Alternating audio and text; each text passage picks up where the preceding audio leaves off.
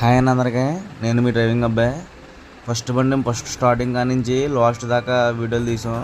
ఎలా ఏ రకంగా అయ్యిందో చూడండి మీరే, ఏ రకంగా వర్క్ చేసామో చూడండి మీరే. ఫుల్ వీడియో కావాలంటే యూట్యూబ్లో చూడండి, లింక్ పెట్టాను. స్పానర్లో రెంచ్లో ఎలా వాడాలో తెలుస్తుంది, కానీ గన్లు వాడటం ఎలా తెలుస్తుంది?